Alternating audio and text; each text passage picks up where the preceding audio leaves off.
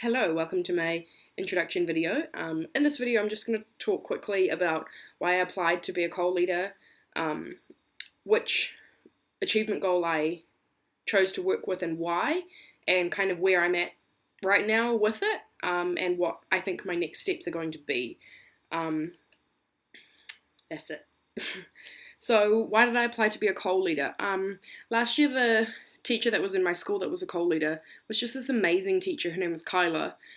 She left because she had her pepe, but she was just incredible, and she was always doing this amazing stuff, and I always felt really inspired by her and really encouraged by her, because she was always encouraging us and encouraging me all the time, and encouraging us to do things maybe a little bit different, even though it's a bit unconventional sometimes, or it might be harder sometimes, because those systems aren't always there to support that, whatever you're doing, but that the outcomes for the kids are really cool and worthwhile. So I felt really encouraged by that, and I thought, you know what, actually I really want to do that. I want to try new stuff. I want to become a better teacher. I want to share the knowledge that I do have. Not saying that I'm perfect, no way at all. I don't know everything. Disclaimer, if you were hoping for that, you've come to the wrong place. I want to be better. I want my kids to be better, and I thought this was a really cool way to do that. I chose the Manaiakalani Achievement Challenge 5, which is improve the achievement of students with additional needs in the learning areas of English and key competencies using language, symbols, and text. Now, last year, the only people who did this achievement objective were the teachers from the Somerville Special School, which is awesome, but this one just really stood out to me because additional needs children live in the mainstream as well. Like, they're everywhere in their own ways, and they've all got additional needs in very different ways, but we can work together on that and learn from each other. Obviously those teachers are more expert than me in additional needs, so I can absolutely learn from them.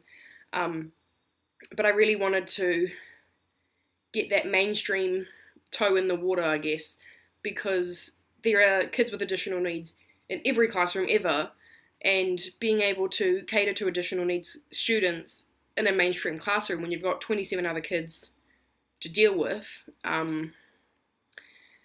it can be really hard. And I've also seen and heard, and you just kind of know it happens, that those kind of high needs kids that are in mainstream classrooms, they kind of get babysat. They sit in the corner and colour, or they just sit there and play with sticks all day, or I don't know what it is, but it's not a genuine program for them. For some people, some people, some of the time, in some situations, disclaimer, but it does happen where not all needs are being met. And I understand, I'm a classroom teacher, I understand how hard that can be, but I want to get better at that, and that's one of the reasons I chose this achievement challenge, because I don't want to be that person who babysits the special kid, or the additional needs kid, or the kid, as everyone knows them in the staff room. I want to be that teacher that actually made a difference for that kid, and if I can make a difference for that kid, I'm going to make a difference for all the other kids. It's just going to happen by itself, because generally those kids, they're a lot harder to kind of get movement out of. So if I can do that, I feel like I could deal with anything, I guess. I don't know if that's weird. Where I'm currently at, this is week 4 of term 1. Where I'm currently at is, I've chosen my goal, obviously. I've identified the students who, in my class, that I'm going to be focusing on for this achievement objective. And I'll just give you a quick, brief description of them, and then in a later video I'll go into more detail about their actual needs and kind of what I'm doing for them, I guess. But just a quick one, there are 3 boys in my class. One I've had, this is my 3rd year with him, and in a row, yes. And the other two joined our school term 3 last year. Out of the three of them, they're all year 6 boys. One is Māori, two are Māori, and the other is Tongan. And they are awesome kids. They are hardworking kids. They all have very different needs. Again, I'll go into proper detail later, but just to quickly, I guess, give a bit of context to why I'm doing the additional need one when I'm in a mainstream classroom. The first boy came from Tonga last year and didn't speak a word of English. He can now read, write in English, kind of. But learning English for him is his additional need. His maths, because maths is numbers and it's kind of, you don't need English so much, is absolutely fine, and he's like on par with the rest of the class, apart from word problems, but whatever. His reading and writing is what we're working on, and getting him, I guess the managing self kind of part is getting him to speak to people. He speaks to me because I'm his teacher and he sees me all day every day, and I don't let him not talk to me, do you know what I mean? But he doesn't really talk to the other teachers unless he sees that I know them and it's safe for him to speak in his kind of broken English. He's very reserved around people that he doesn't know. So that's kind of where he's at. The second boy is autistic and has ADHD. He has a diagnosis. Currently, he is not on medication, and he hasn't been the whole time I've had him, so I don't know what he's like on medication. But he has been previously, just at a different school with different teachers and stuff. Academically, he's alright. He's not drastically behind or anything like that. But for him, it's more managing self because he's not on the medication, trying to actually keep him focused in the classroom. And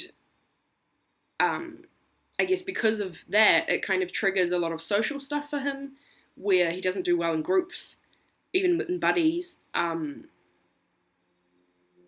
Cooperation and collaboration just isn't really a thing with him, but we're going to work on that, so that's okay. And the third boy, the one that I've had for this is his third year with me, I should say. I've had him for 3 years. He has no formal diagnosis, I guess, but that doesn't negate that he has needs. He still does, whether he has a diagnosis or not.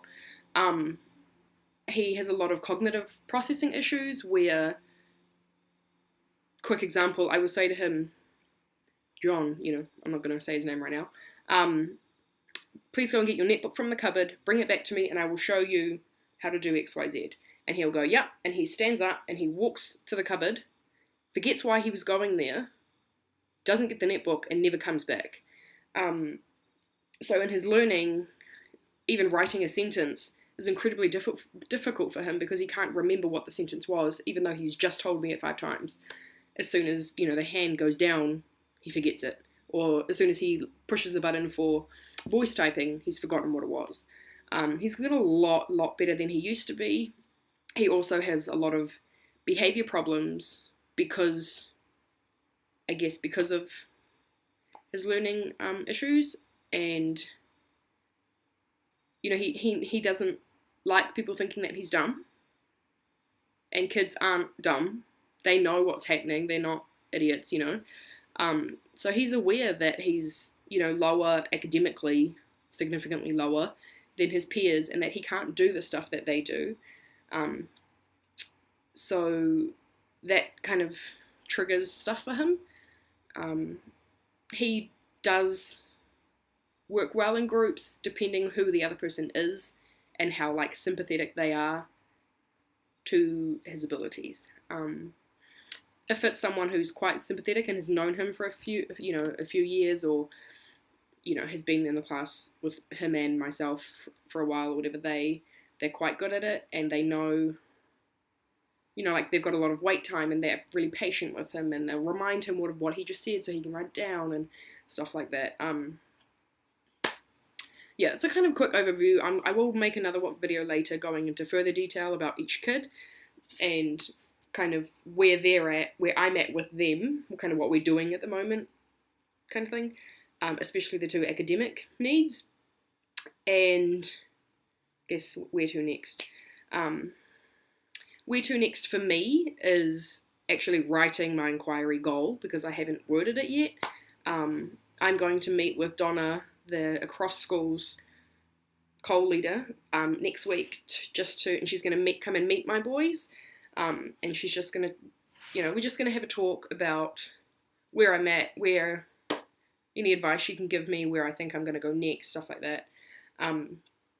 I want to get some evidence that I can share, some shareable, appropriate evidence, I guess, of the three boys and where they're at and how they function in the classroom, because, they have additional needs, but they're in a mainstream classroom. So you walk in and you scan the class and you're like, yep, that's fine, you walk away. But if you actually watch, you can actually pick them out that they're not working in a group, or they have no idea what they're doing, or they're actually causing trouble now because they don't understand what you want them to do, or, if you've got that observant eye, you can actually pick them out. So I really want to get some kind of observational evidence, stuff like that, I guess, to maybe help people identify in their own kids, maybe, stuff that I can see in these boys, maybe they can see that in their own kids, or, just to help identify, not that everyone has needs, but everyone has additional needs, but, for beginning teachers, it took me a really long time to be able to pick up, I'm only a third year teacher, it took me a really long time to be able to pick up the little signs that they were putting out that I now process as, okay, this means this, he's not understanding this, he's uncomfortable because of this, and I know that now, but in my first couple of years, I wasn't picking up those signs at all because I didn't know what I was looking for. So I guess stuff like that, and also their assessment data and stuff like that. Assessment week is next week, so that will be formalised. Also, for the third boy that I talked about, he tests differently than others because of his learning needs, so I might cover that as well, because that's where he's at right now, that he, you can't just put him on a netbook and be like, here's your PAT, off you go, because he doesn't know how to do it, and he won't do anything. So he tests a bit differently, and I kind of will cover that, because that's part of being in a mainstream classroom. We've got to do standardized testing. Well, every classroom does, but you know what I mean. Yeah. I have started thinking about where to next, because the things I'm currently doing with the two of them, that more academic-y ones, I was doing last year, so I'd like to get some new ideas and try new things. So I'm currently brainstorming about who I can go to, where I can get that advice from, Donna being one of them, other teachers in my school being one of them, and, well, yesterday I went to an ALA meeting, Auckland Literacy Association, I think, and they were talking about getting started with the literacy program, which, yeah, gave me one or two ideas, but I want to try them out first before I talk about them to see if they actually work for the boys. So I know what I'll be talking about for my inquiry. I haven't worded it exactly, and I'm still in the kind of brainstorming, where am I going to go, what am I going to do, what am I going to try phase. And that's it for now.